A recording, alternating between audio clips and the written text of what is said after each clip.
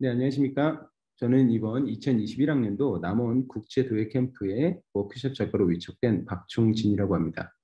우선 이와 같은 워크숍 기회를 주신 주최 측에 진심으로 감사드리고요. 오늘 제가 마련한 콘텐츠는 저의 작업, 적층, 구조를 이루는 저의 작업을 진행하는 과정과 그리고 그 과정, 그 작업이 나타나게 된 어떤 배경들을 가지고 PPT와 동영상 자료를 섞어서 준비를 해보았습니다. 모쪼록 여러분들이 이제 시청하시는 여러분들께 미약하나마 도움이 되는 자료로 남기를 바라겠습니다. 그럼 지금부터 화면 공유하고 작업 시작하도록 하겠습니다.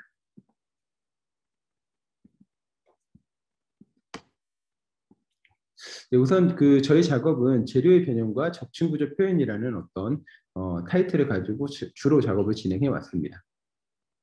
우선 저희 전반적인 작업 결과물을 먼저 소개시켜 드리도록 하겠습니다. 2006년도 저희 학부 졸업 작품인 백자 달 항아리입니다.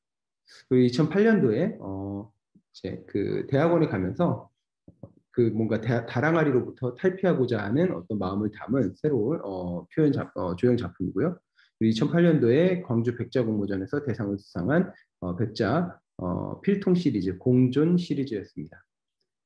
그리고 이와 같이 2011년도에도 마찬가지로 이런 공존 시리즈를 좀 변형한 형태와 이렇게 나무와 또 도자기의 접목을 시도한 상생 시리즈 이렇게 작업을 진행했었습니다.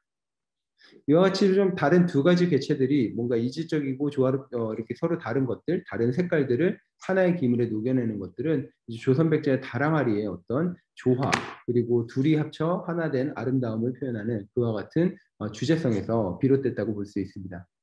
2013년도는 저에게 좀 새로운 작업들, 지금 오늘 소개시켜드릴 적층, 종이 적층 표현에 대한 작업을 시작하게 된 어떤 계기였는데요. 이 당시 이제 영국 카디프 메트로폴리탄 대학교로 유학을 가면서 새로운 석사 과정에서 이와 같은 작업의 형태들을 구성할 수 있게 되었습니다. 그리고 기존에 가지고 있었던 공존 시리즈의 어떤 백자와 백자의 결합을 백자와 타물성의 결합을 백자와 제가 종이 적층 구조로 만들어낸 어떤 물질의 결합으로 이렇게 구현해 본 것. 그리고 17년도 이와 같이 스툴 작업들까지 최근에는 이와 같이 뭔가 이렇게 적층 구조를 활용해서 보다 이렇게 뭐라 그럴까요? 생활에 좀 밀접한 어떤 디자인 제품으로 이렇게 탄생할 수 있는 또 가능성까지 엿볼 수 있었습니다. 이와 같은 모든 일련의 저의 작업들, 뭐 항아리부터 뭐 다른 재료의 합성, 그리고 종이와 도자기의 구현, 그리고 조명, 뭐 빛과 도자기의 어떤 연결 이런 것들은 모두 결합이라는 코드로 읽을 수 있었습니다. 다양한 재료와의 결합을 우선 시도를 했던 것 같아요. 다양한 재료와의 결합은 유약과 유약 간의 반응, 그리고 도자기와 타재료와의 어떤 반응, 그리고 빛과 공간의 반응, 마지막으로 종이와 흙의 결합, 이와 같은 다양한 재료, 그리고 또 하나는 다양한 기법과의 결합을 추구하였습니다. 기법의 결합으로 치면은 업다지 기법이라고 저는 이제 명명을 지어서 이제 석사 논문에 이제 이렇게 발표를 했는데요. 업다지 기법이라고 하는 상하 접합 기법, 위아래를 붙이는 기법과 적층 기법이라고 하는 제가 지금 종이를 수천 겹을 흙물에 발라서 쌓는 오늘 소개해드릴 이 적층 기법. 그리고 다양한 도구와의 결합을 시도하였습니다.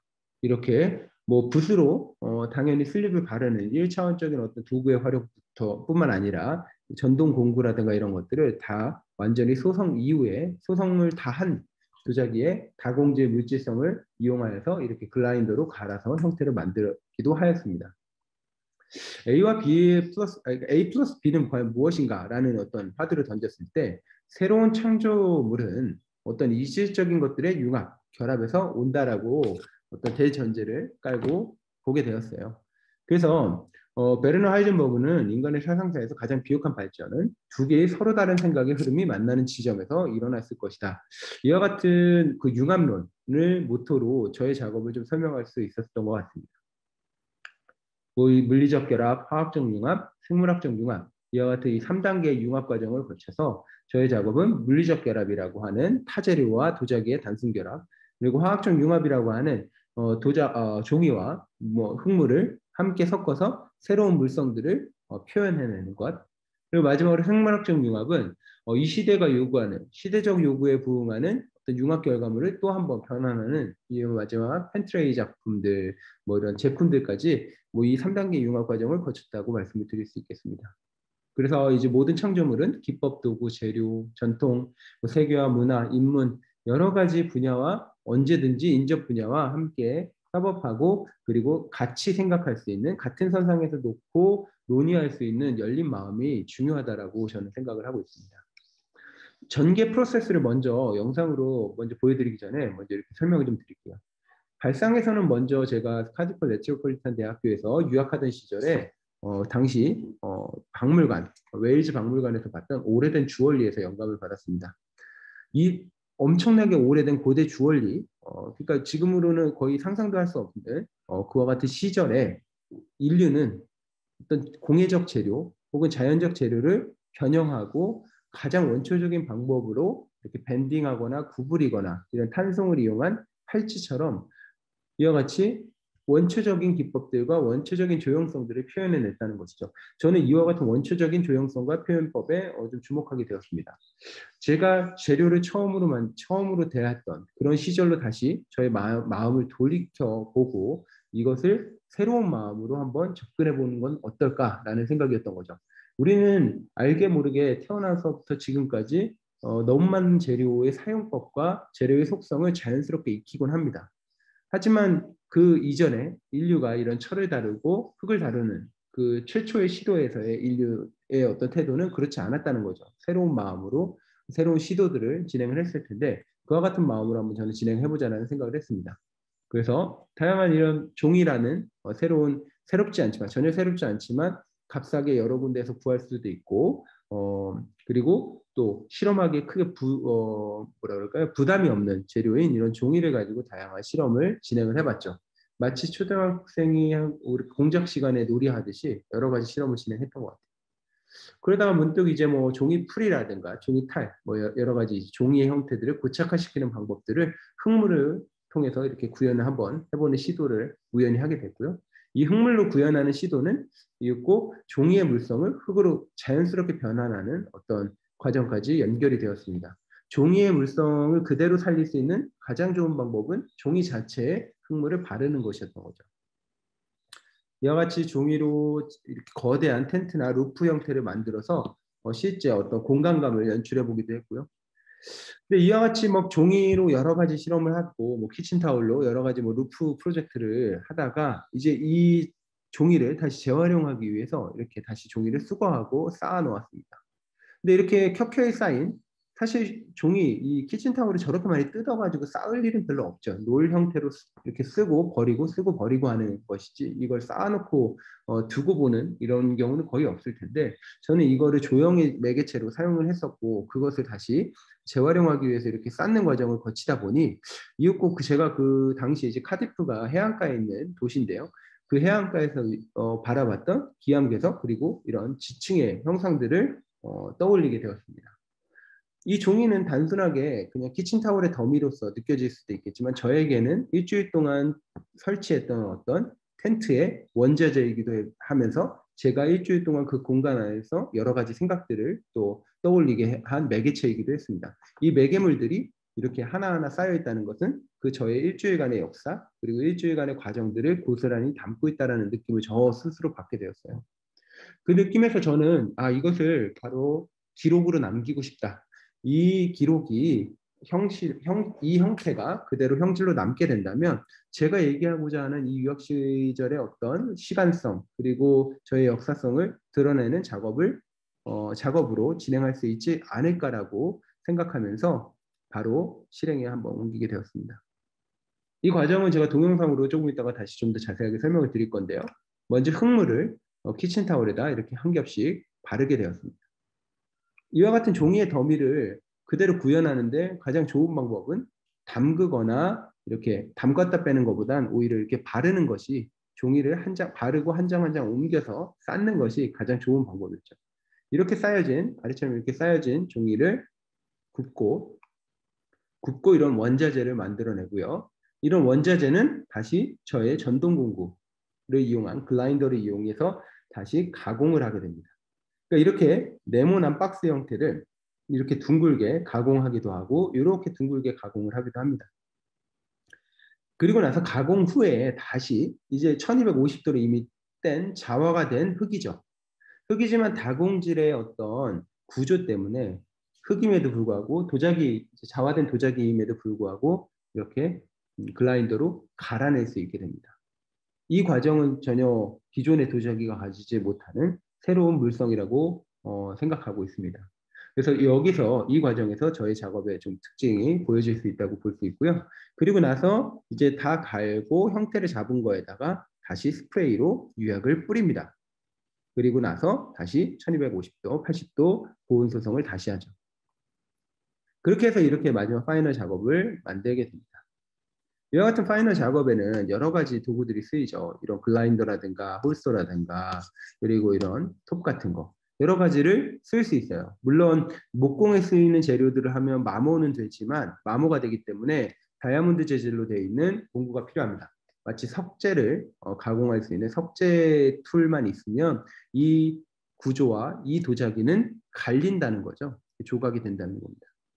그래서 이와 같이 조각성들이 있기 때문에 이와 같이 색깔을 그라데이션 줘서 색깔로 이렇게 하나하나 쌓을 때마다 다른 색깔의 배열들을 준 사각형의 작업부터 이렇게 둥글게 깎고 횡적으로 이렇게 구성해요.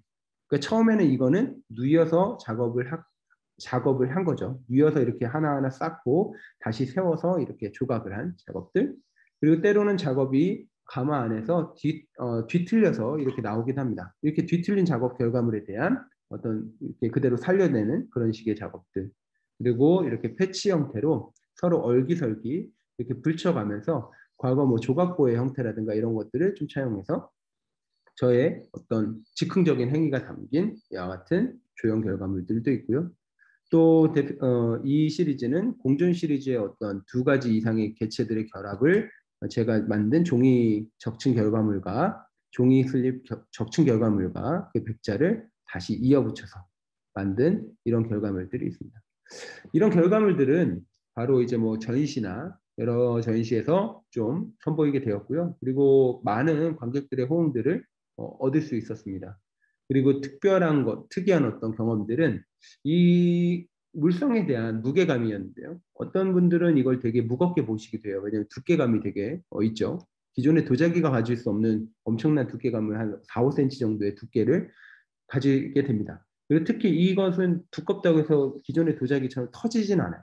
그냥 두껍게 이렇게 나올 뿐이지 이렇게 터지지가 않습니다. 무게만 무거워질 뿐. 왜냐하면 그 종이가 타고 나면서 남은 자리에 어떤 공간성들이 형성하기 때문에 완전 치밀하게 엮여 있었던 도자기와는 좀 다른 물성을 가지게 된다는 거죠. 어떤 분들은 되게 무겁게 생각하거나 어떤 분들은 되게 가볍게 생각하는 등 뭐 다양한 어떤 물성에 대한 반응들이 있었고요. 또 기능성에 대한 어떤 요구들도 있었어요. 자, 이 피드백들은 저의 작품들을 아트웍에서 프로덕트로 전환하는 계기가 되었습니다. 뭐 컬렉트라든가 뭐 여러 세라믹 아트 런던 그리고 다양한 공모전 페어에서 얻은 해외적 어떤 반응은 특이하다. 어떻게 만든 건가? 이 어디에 쓰이는지 뭐 이런 기능적인 문제들도 많이 물어봤고요. 바스라지진 않는지, 뭐 물을 담을 수 있는지 뭐 이런 것들을 물어보기도 합니다. 뭐 이런 것들은 희소성이나 상품성에 대한 얘기고요. 어디에 쓰는지 뭐 이런 건 목적이나 기능성에 대한 얘기인 것 같아요.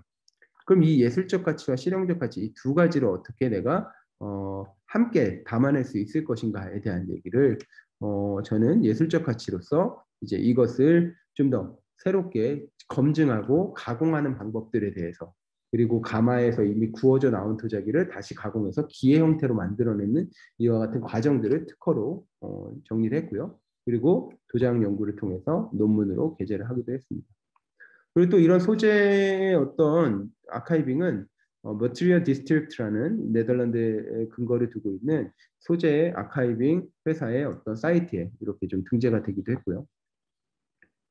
영마스터즈 그리고 렉서스 크리에이티브 마스터즈 어워드를 2018년도, 19년도에 위너로 선정이 됐고요. 코스나 월페이퍼, 뭐 네이버 캐스트 등등에서 여러 가지 어떤 저의 어떤 활동들을 보여줄 수 있었습니다. 그리고 뭐 여러 가지 이런 매체들에서 저의 작업들을 간간히 보여줌으로써 제가 지금 하고 있는 활동의 현주소들을 저뿐만이 아니라 어떤 기록의 형태로 좀 남겨놓을 수 있어서 상당히 영광스러운 어떤 기회였고요. 포트폴리오 제작이나 SNS 그리고 브랜드 아이덴티티는 저 스스로도 항상 구축하기 위해서 노력하는 부분인 것 같아요. 그러니까 어떻게 보면 이제 작업의 프로세스도 매우 중요하고 작업의 결과물도 중요하지만 그 작업을 어떤 식으로 보여주고 어떤 식으로 공감하도록 만드느냐는 그 작가가 스스로 고민해야 될 부분들이 아닌가 생각이 듭니다. 여러 가지 PR 업체들도 있고 좀 더 많은 이제 일을 하다 보면 전문 PR 업체에서 같이 이제 협업을 하게 되지만 젊은 작가들이 처음에 시작을 할 때는 그 역할들을 동시에 수행을 해야 된다는 것이죠. 실용적 가치적인 측면에서는 이렇게 이 작품들을 이와 같은 뱃슬 작업을 이게 작습니다. 한 2, 30cm 정도 되는 뱃슬이었는데 요거를 젠틀몬스터사에서 보고 이런 식으로 의자로 좀 한번 구현을 해볼 수 있겠느냐라는 의뢰가 들어왔어요. 의자라서 이게 한 4, 50cm 정도 되는 큰 사이즈인데요. 그렇게 이제 구현을 해보면서 저의 어떤 실용적 가치, 제 작업이 가지고 있었던 어떤 한계점을 이런 식으로 극복을 하는 그런 과정이 있었고요. 그리고 이런 발전 상황에 있어서는 여러 가지 또 지자체 그리고 정부에서 지원하는 여러 가지 사업들이 상당히 큰 도움이 되었던 것 같아요. 2016년도 스타트업 콜라보레이션 사업, 17년도, 18년도, 19년도에 해외 전시 지원 사업 등을 통해서 계속 세라믹 아트 런던 이런 페어들을 참여할 수 있었고요. 19년도에는 메이커 문화 확산 사업이라고 하는 창작 활동 지원 사업에 선정이 돼서 2천만 원 정도의 어떤 또 1천만 원에서 2천만 원 정도의 운영비를 받고 저희 작업을 계속 진행할 수 있었습니다. 뭐 보시다시피 이 작업은 그렇게 크게 팔리는 작업들은 아니었어요. 팔린다는 거는 기능성이 있는 작업이 아니었기 때문이죠. 그래서 이와 같은 예술성들을 유지하면서 제가 생계를 유지하고 그리고 또 작업을 계속 꾸려 나갈 때에는 이와 같은 어떤 뭐라 그럴까요? 지원 사업들이 상당히 큰 도움이 된다라고 말씀을 드릴 수 있을 것 같아요. 그 다음에 이제 콜라보레이션도 기업과 공예의 파트너십을 통한 콜라보레이션. 저는 이제 이거는 렉서스 크리에이티브 마스터즈 어워드를 통해서 이 작가와 콜라보 제품을 한정판으로 제작하여 브랜드 가치를 향상시키는 어떤 프로젝트를 진행을 하게 되었어요.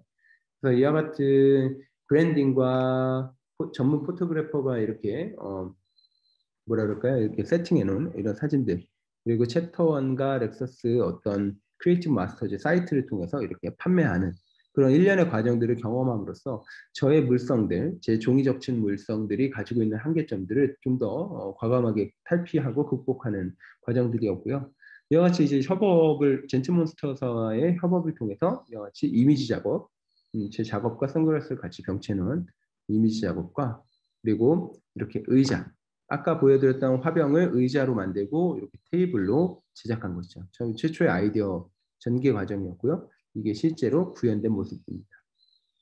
그리고 이런 식으로 처음에 젠틀몬스터사에서 이제 템버린즈라고 하는 코스메틱 브랜드가 최초로 이제 런칭 쇼를 할 때 그때 이제 여러 작가들의 의자와 스툴과 함께 같이 전시된 작품들의 모습입니다. 그래서 뭐 나를 대표하는 이제 하나의 주제 의식을 설정해서 저희 이제 스타팅 포인트를 가지고 작업을 진행했던 점들 그리고 뭐 어떻게 보면 일상을 관찰하면서 끊임없이 사고하는 그리고 생동하는 태도에서 제가 어떤 일련의 백자를 가지고 전통을 바탕으로 했던 작업에서 급격하게 변화된 어떤 양상들을 가질 수 있었던 배경이 되었던 것 같아요. 그리고 나를 위해서 처음에 나를 위한 작업뿐만 아니라 이제 나의 주변 그리고 불특정 다수를 위한 어떤 작업으로 여러 가지 전개들을 생각해 봄으로써 점점 그 영역들을 확장해 가고 작업의 객관성을 확보해 나가는 그런 과정들이 필요할 것 같습니다. 또 한편으로는 이제 무분별하게 수용되는 이미지에 대한 이제 언급들이 많이 있죠. 핀터레스트나 여러 가지 이제 작가들도 많이 이제 영향을 받게 되는데요. 이런 것들에 대한 여러 가지 자가 통제들은 분명히 필요하다. 그리고 작업의 발전 자체가 뭐 계단식으로 이루어지기 때문에 저는 그런 어떤 작업의 정책이라든가 작업에 있어서 혼란되는 시기들을 슬기롭게 겪어낼 수 있는 어떤 대안적인 어떤 시간을 보내는 그 대안이 반드시 필요하다. 그것들은 어떤 작가들에게는 이론적인 공부가 될 수 있겠고요. 어떤 작가들에게는 조형성을 탈피한 어떤 기능적인 어떤 작업을 펑셔널한 웨어를 만드는 것들이 또 그런 어떤 하나의 또 해방구가 될 수도 있겠죠. 그래서 뭐 이런 나의 시선이나 타인의 시선으로 이제 객관화를 시켜서 바라보는 것 그리고 뭐 해외 시장 공략 같은 경우에 저는 이제 유학을 통해서 자연스럽게 그 해외 시장을 접하게 됐는데요. 제가 생각하는 가능성은 여기서 느끼고 뭐 예상했던 것보다 훨씬 더 크다고 볼 수 있습니다. 그래서 작업을 이제 더 이상은 국내, 국외 이렇게 나누는 것이 좀 의미가 없어지는 것 같아요.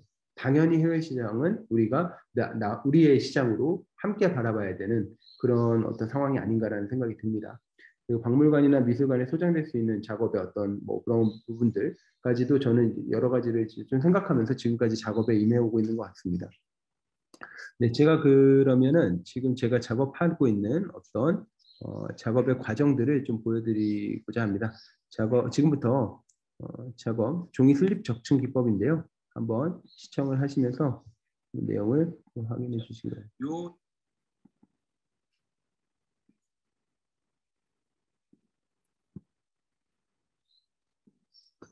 소지의 배합을 테스트를 해볼게요.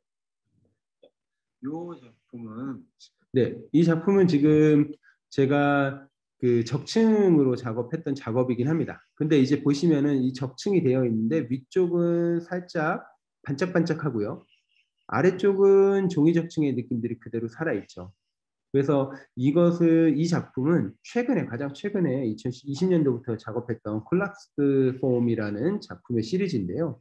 이 작품의 시리즈들은 기존에 이제 종이 적층이 가지고 있었던 레귤러 어떤 이렇게 일정한 어떤 적층의 어떤 형상들에서 조금 탈피돼서 보다 다양한 요변과 변형들을 감화해서 야기시키기 위한 것이었습니다. 그래서 보통은 이제 슬립을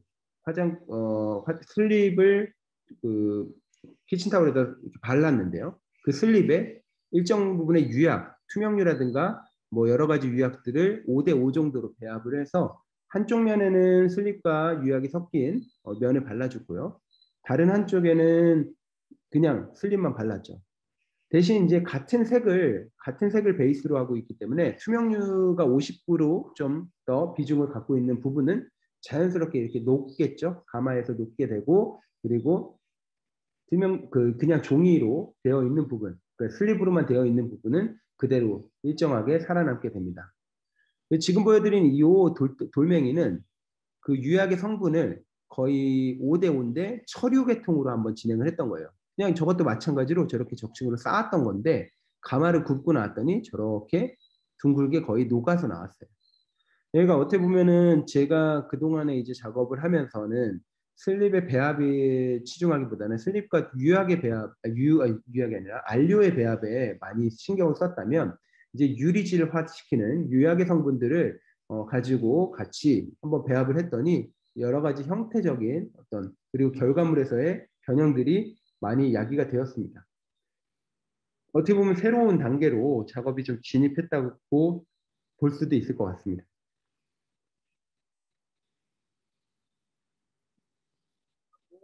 약간의 그 물성 변화만 보여주는 그런 형태의 작업을 하려고 합니다. 이 작업은 참고로 이 보라색 4%를 섞은 소지에 한 거고요. 이 윗부분도 보라색 4%를 안료를 섞었는데 단 이제 기본 배합이 소지 반, 유약 반, 투명유 반이었습니다. 그러니까 투명유를 섞어서 약간 투명유의 그런 광택만 좀 보여주는 거였고, 지금 이런 색유 같은 경우에는 이게 자체에서 이제 이미 색이 있는 거죠. 그래서 이 색과 충분히 유사한 그런 것들을 좀 앞에서 보여주고자 한다, 그런 컨셉입니다. 그래서 자, 우선 이제 유약과 소지를 배합하려면 기본적으로는 이 유약을 아주 잘 섞어주는 작업이 필요합니다. 저는 이제 유약의 파우더 형태를 그 데이터를 가지고 파우더로 섞은 게 아니고 기존의 유약과 소지를 섞는 개념을 좀 사용을 했습니다. 그 이유는 뭐 여러 가지가 있겠지만 일단은 유약 테스트의 중점보다는 유약을 약간 녹는 성질을 가진 다양한 유약과 그 소지를 기본적으로 섞는 것들이 좀 더 중점이었고, 그리고 시중에 판매되는 유약들을 사용했을 때 훨씬 더 안정적인 데이터를 얻을 수 있겠다는 생각을 했었습니다. 그래서 지금 시판되는 유약들은 기본적으로 모든 비중과 배합들이 일정하게 맞춰져 있다는 전제를 가지고 이거를 잘 섞어서 애시당초 처음에 나왔던 유약의 비중들을 가지고 5, 그리고 제 슬립 비중 물과 마른 점토의 1대1 비중으로 만든 슬립 비율 5 해서 5대5의 소지를 만들고자 합니다. 자, 만드는 과정은 뭐 여러분도 아시겠지만 잘 섞어주시면 됩니다. 근데 이게 사실 샘플 작업하기에는 조금 귀찮은 작업이 될 수 있습니다. 왜냐하면 이게 일일이 다 섞어서 작업을 하는 게 사실 이렇게 녹록진 않아요. 이게 유약이 밑에 좀 며칠만 둬도 가라앉기 때문에 뭐 방법은 여러 가지가 있겠습니다만 이렇게 한번 갈아진 유약을 잘 섞어진 유약을 한번 다른 작은 통에 옮겨 담아서 그 상시를 쓰는 거는 그걸로 쓰고 뭐 그렇게 하는 방법이 있겠죠. 저는 이게 지금 처음 산 지 얼마 안 된 유약이라 요거 자체를 다시 갈고 있습니다. 약간의 알갱이 정도는 그래도 수용이 가능하다. 그러니까 표면에 자 그래서 여기 일단 배합된 이 유약을 가지고 먼저 슬립과 반반 비중을 하기 위해서 반을 슬립을 준비하고요.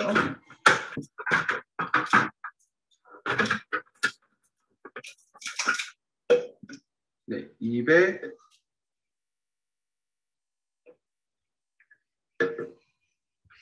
탔습니다. 그리고 나서 이제 400을 네, 지금 현재 슬립을 먼저 200g 먼저 탔고요. 그 다음에 왼쪽에 이제 이 통에다가 슬립을 타는 거고, 그 다음에 다시 이제 유약을 저렇게 잘 섞은 유약을 용량으로 저는 계산을 해서 반반으로 50% 섞는 과정입니다.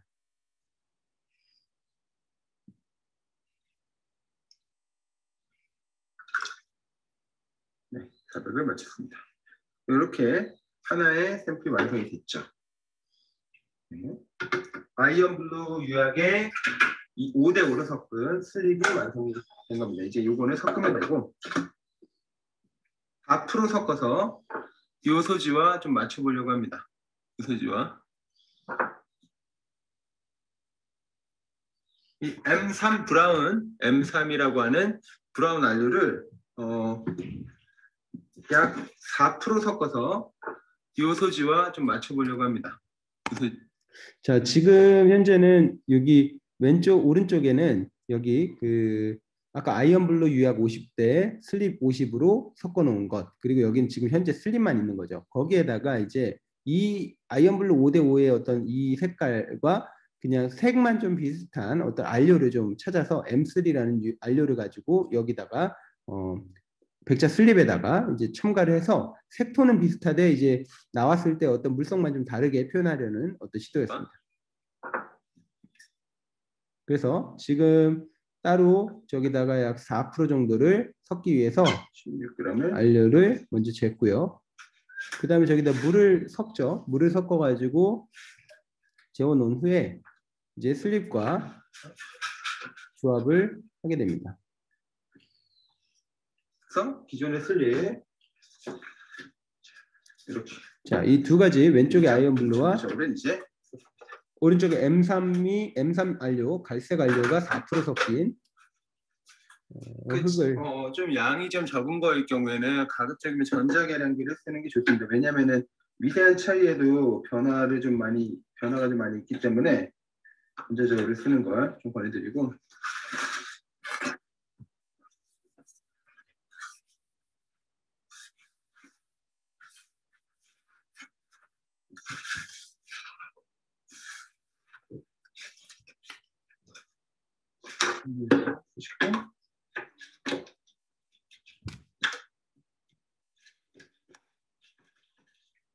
약간 이렇게 초콜릿색의 슬립이 완성이 됐습니다.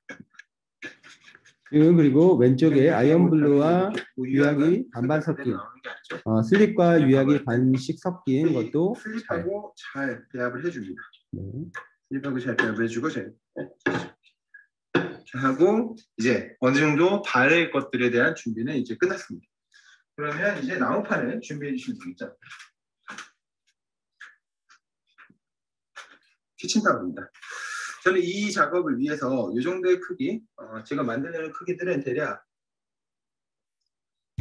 이 정도 볼륨을 갖게 되는데요. 이 정도 볼륨, 네, 이 정도 볼륨입니다.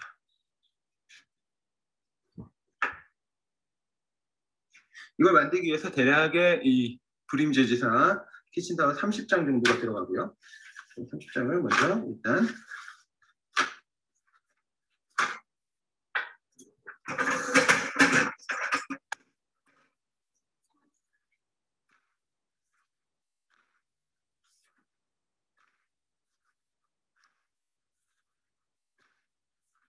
열. 자, 33점. 여유분으로 모자른 것보다 나아요. 그리고 이렇게 돼 있는 상태에서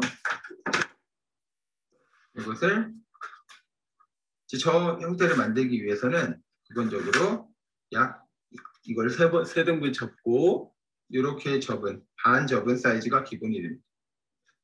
반 접은 사이즈가 이렇게 기본이 되는데 요 사이즈가 기본이 되는데 요거는 이제 반반 바르고서 한 번씩 이렇게 접어야 되기 때문에 이렇게 한 장을 가지고 3번 겹치던 기존의 샘플 작업하고는 좀 다르게 이거를 인위적으로 제가 이렇게 잘라줄 겁니다.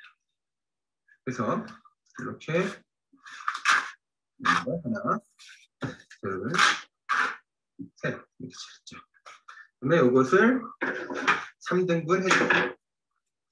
근데 이 작업의 주요 포인트는 보시면 아시겠지만 약간 이렇게 좀 랜덤한 파트가 좀 있어도 사실 괜찮기 때문에 좀 이런 랜덤한 부분들이 오히려 주요 장점이 좀 됩니다. 시각적으로 봤을 때 이런 부분들이나 그래서 막 자루 재거나 엄청나게 막 정교하게 자르진 않습니다. 이렇게 잡고서 3등분 적당한 부분에 3등분을 가위로 해가지고 약간 사이즈 달라도 상관없어요. 잘라주죠. 그리고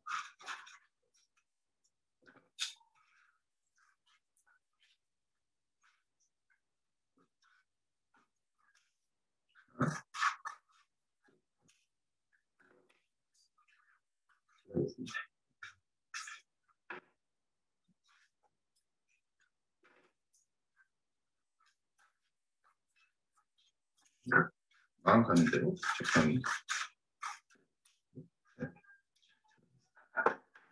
여기도 됐었고요.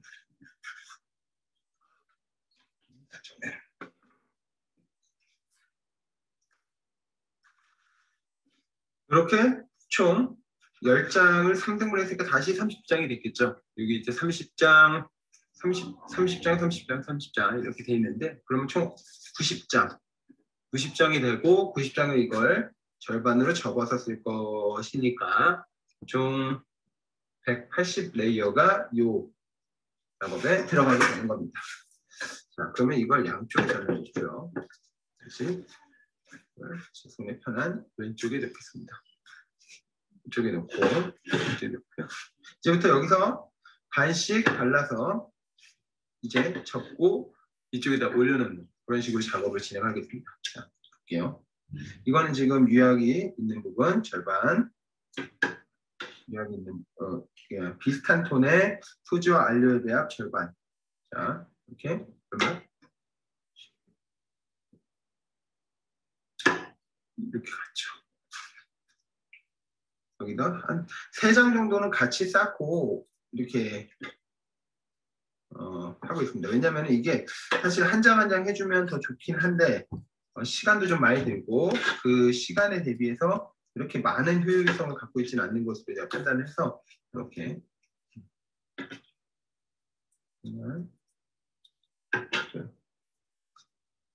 그리고 사실 이거는 좀 적당하게만 경계를 발라주면 되는 거지 이게 막 엄청나게 정교하거나 일정하게 가야 될 필요는 없습니다. 같은 자리에다 놓고 조금 이제 처음에는 하다 보면 이제 좀 박자가 안 맞는데 이제 어느 정도 손에 익는다 그러면은 양손을 저는 다 쓰는데요.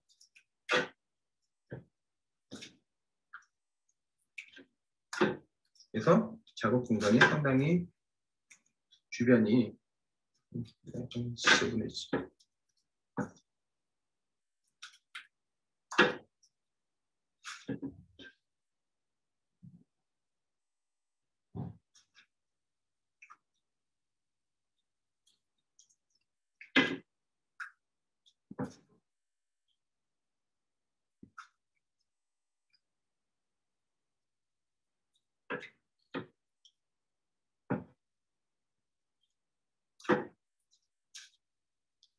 이게 초반에는 어쨌든 끊임없이 이렇게 반복하는 것들 약간 이거는 작은 샘플을 여러분들께 보여드리는 거지만 이게 아주 지루하고 좀 지지부진한 과정입니다. 그러니까 이게 바르는 것만 한 일주일 정도로 발라야 되는 큰 작업들 같은 경우에는 이게 뭐 낱장으로 저렇게 해서 이 작업의 가장 큰 특징은 종이가 형태를 구성짓는 매개가 된다는 거예요.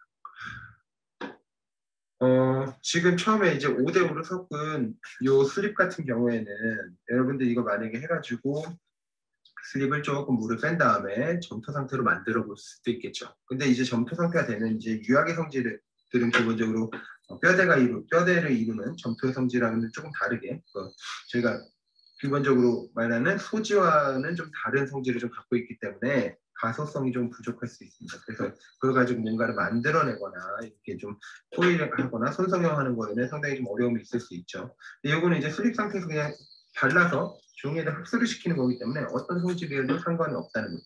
사실 이게 이 작업의 주요 포인트가 될 수 있겠습니다.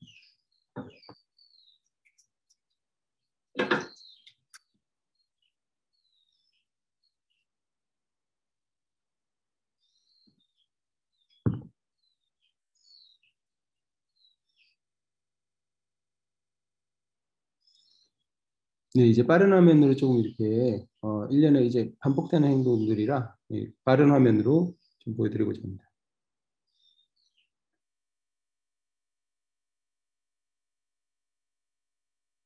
그래서 이 작업을 하면서 사람들이 항상 궁금해하는 게 이 시간성에 대한 것들, 뭐 이게 좀 지루하진 않은지, 이게 되게 힘들진 않은지, 뭐 이런 얘기들을 하는데요.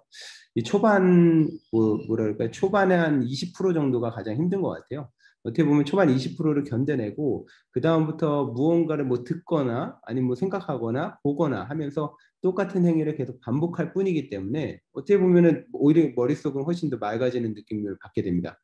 그리고 신체적으로는 매우 이제 피곤하고 힘이 들지만 뭐 쉬엄쉬엄 한다라는 개념보다는 저는 이제 정말 쉬고 싶을 때까지는 가급적 쉬지 않고 그냥 한 번에 주로 작업을 해요. 그래서 작업 시간을 뭐 하루에 10시간씩 뭐 이렇게 하기보다는 한 3, 4시간씩 한 번도 안 쉬고 하고 뭐 하루에 그 정도를 이렇게 작업 스케줄로 좀 잡고 있어서 크게 이제 중간에 이제 버리는 시간이나 어떤 쉬는 시간들이 좀 많이 갖지 않고 작업을 합니다. 작업의 좀 몰입과 어떤 시간을 오히려 느끼지 않게 하기 위해서 그런 것들이 좀 필요한 것 같아요. 자꾸 쉬었다 다시 하고 쉬었다 다시 하면 이게 좀 더 힘들어지는 것 같아요. 네. 그래서 이 작은 샘플들을 이렇게 바르는 것을 보는 것만으로도 사실 좀 지루하다면 지루하고 지겹다면 지겨운 느낌을 받으실 텐데 이제 이게 뭐 한 50cm, 60cm 그러면은 보통 이 수축률이 한 50%, 높이는 50% 정도가 이렇게 찌부가 되는데요. 그렇게 찌부가 된다고 치면은 거의 높이를 한 8, 90cm까지 이걸 이렇게 쌓아서 올립니다. 이거는 뭐 작은 아주 뭐 5cm 정도의 샘플을 만들기 위한 과정들이지만 종이 자체가 한 20cm가 넘는 그 키친타월 한 장, 두 장의 너비로 쭉 올린다 그러면 뭐 여러분들이 가늠하시겠지만 시간은 상당히 많이 들 것으로 이제 여러분들이 가늠하실 수 있을 것 같아요. 이렇게 하나 끝을 보면서 바르고 있는 거예요. 레이어가 거의 다 들어갑니다. 400g, 400g, 총 800g의 슬립에 33장의 종이와 매칭이 된다. 이 점을 뭐 여러 차례 작업을 통해서 어느 정도 수치화했고 그것들을 이렇게 작업에 옮기는 거죠. 네.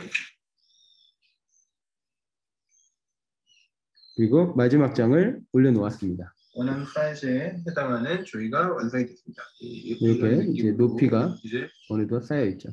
그리고 저 이렇게 물이 이렇게 서서히 고여 있죠. 저거를 종이를 흙물에다가 작업을 넣으면 다른 또 나무판에 또 옮겨져서 옮길 수가 없는 거죠. 이 종이를. 건조 시간을 필요로 합니다. 그 나무판을 보시면 이렇게 기존에 작업했던 것들을 이렇게 옮겨놓는 작업판 있죠. 여기에 작업을 하되 제가 지금 이제 이 갈색 부분이 소지만 배합된 부분, 이 유약 부분이 이 색깔이기 때문에 나중에 이 갈색 요 부분이 이제 바닥이 될 거라서 바닥되는 부분들을 이렇게 체크를 할 겁니다. 이제 헷갈리지 말라고 이쪽 방향이 바닥이 되도록 뉘어서 가마를 뗄 거기 때문에 그리고 이제 끈을 가지고 옮기면 되겠죠.